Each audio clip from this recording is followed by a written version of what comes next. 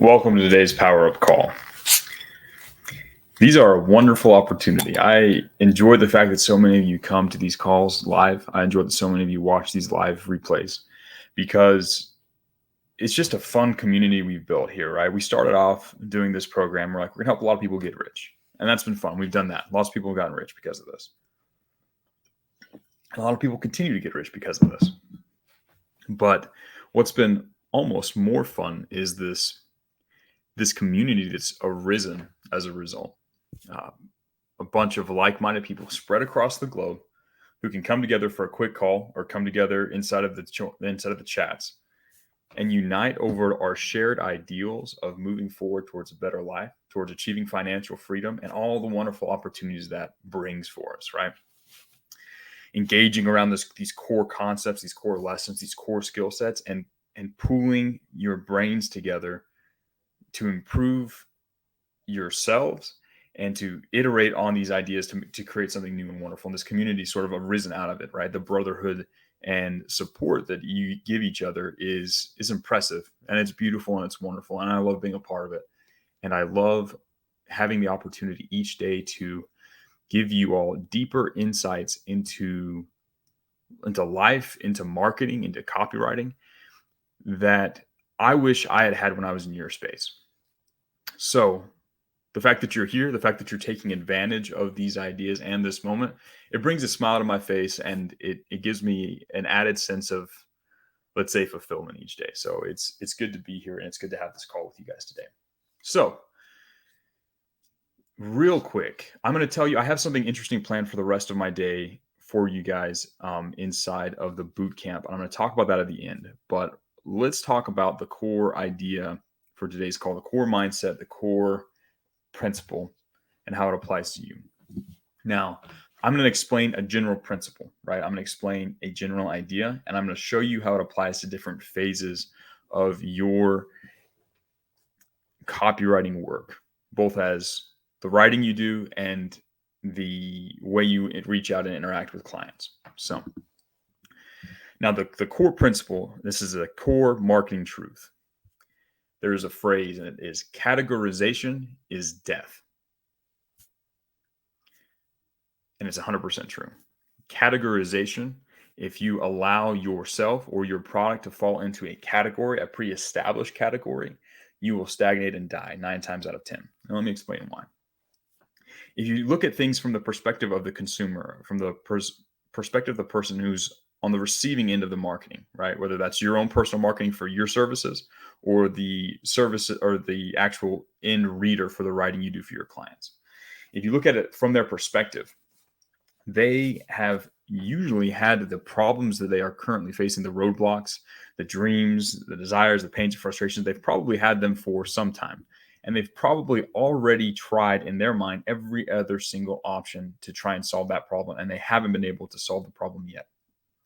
So in their mind, all of these pre-existing categories that they've already tried, they don't work. So if you present yourself before them and they can, or their brain can easily categorize you as being similar or the same as previous failed attempts or previous things that they've seen before and judged not worthy of their time and energy or not a viable solution, if they can see you and what you're writing, what you're presenting, and categorize you into one of those boxes, you're dead on arrival, right? They will not consume, they will not invest, they will not read.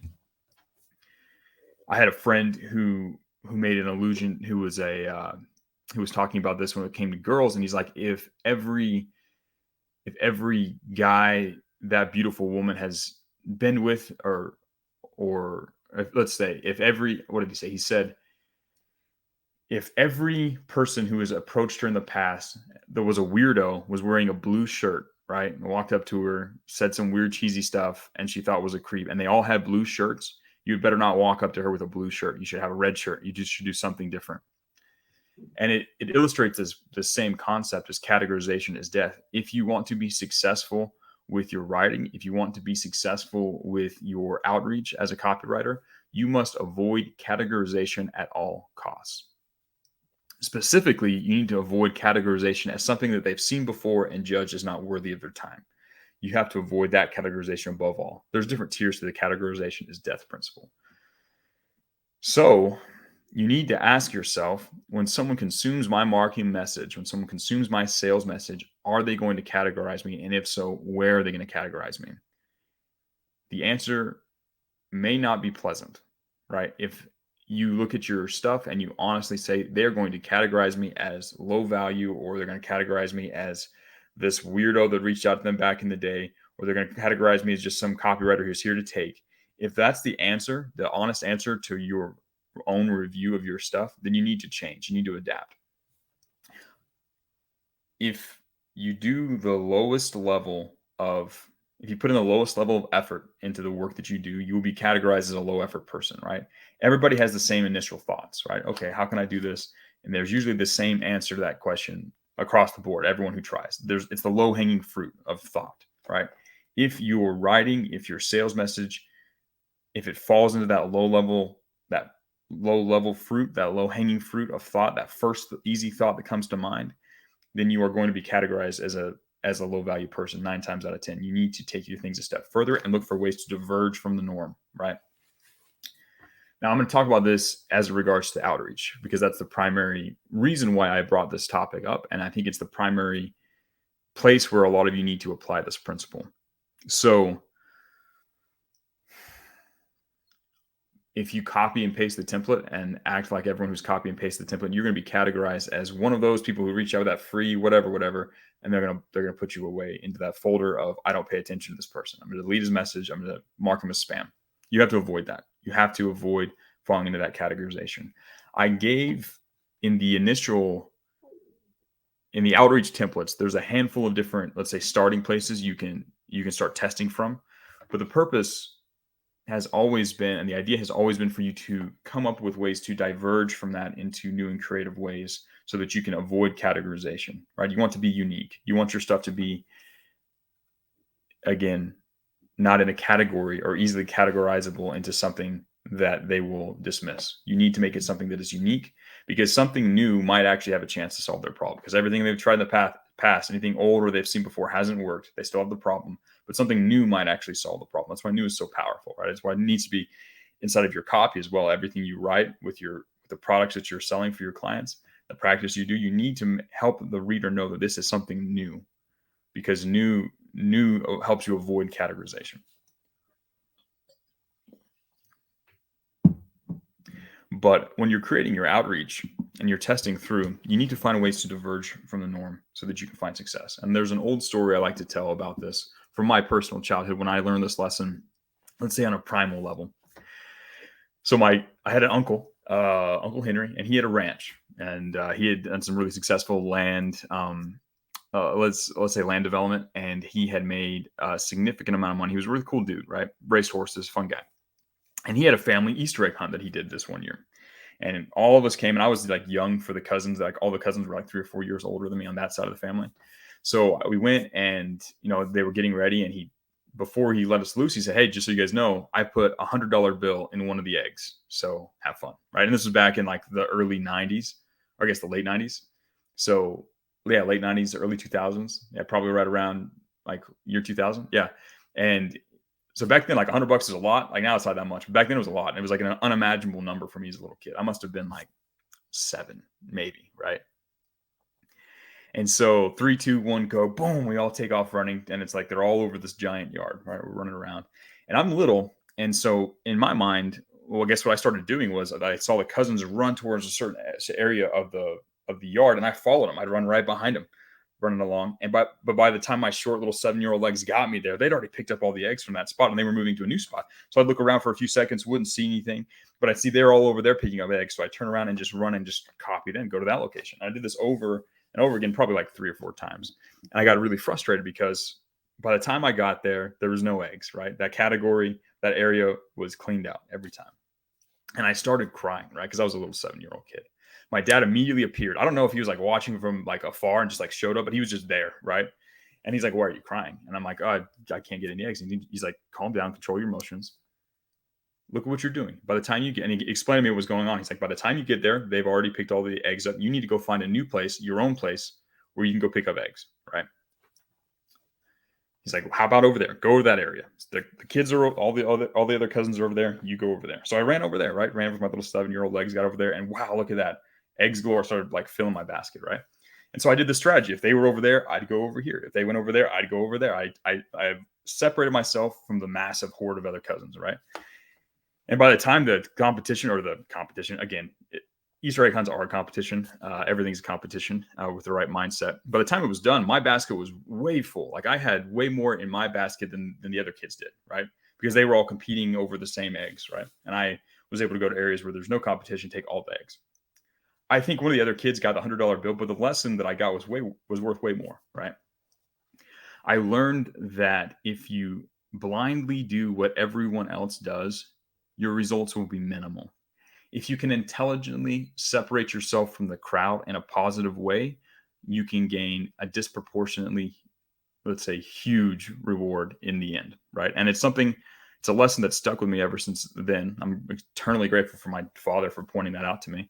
And it's something that has been extremely helpful for me as I started positioning myself as a copywriter when I was on my way up.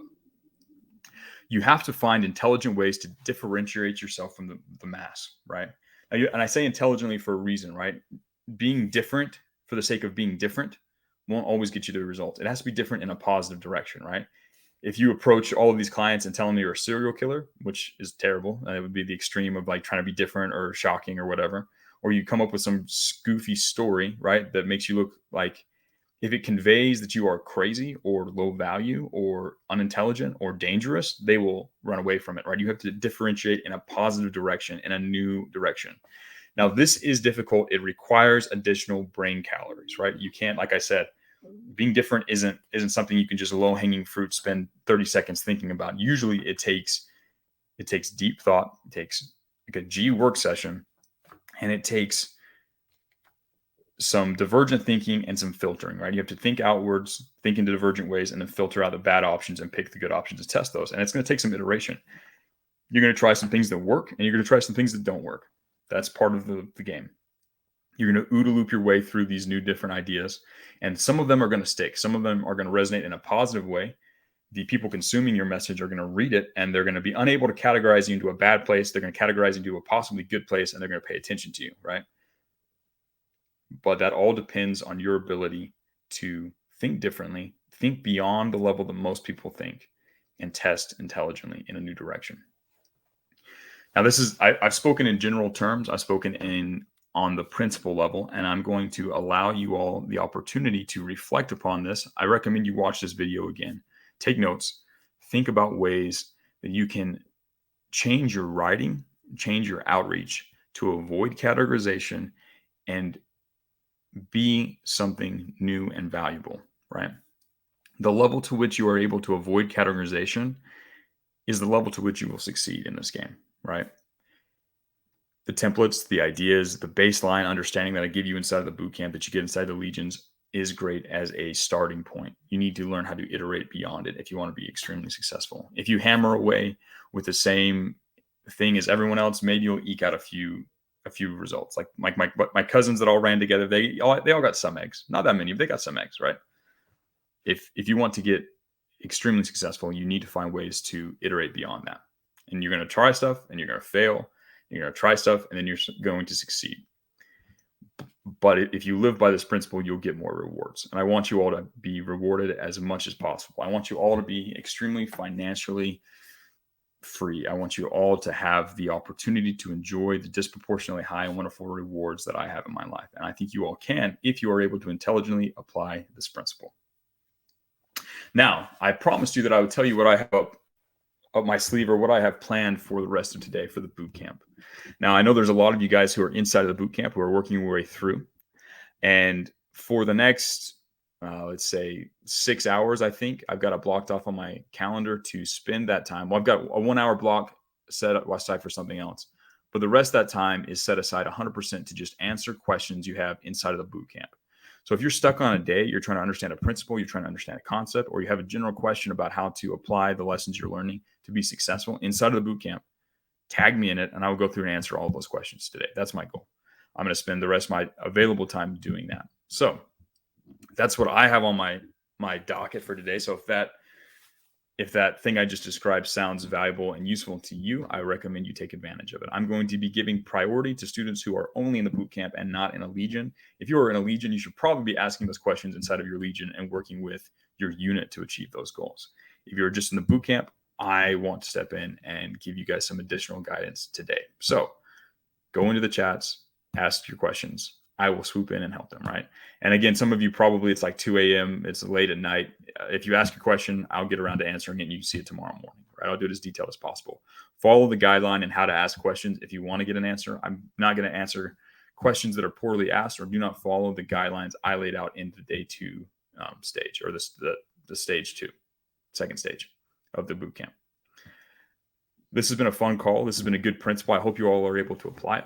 We're going to take this information. I want you to take it and apply it to your outreach. I want you to apply it to your writing for the actual copy that you're creating for your clients. I want you all to use this principle to avoid categorization, which is like the biggest trap you can fall into as a copywriter, and achieve the results that come from being different in a positive way. So take this information, use it, go make a lot of money, enjoy a wonderful life. I will do this again tomorrow. We will have another wonderful morning power up. I will talk with you guys then.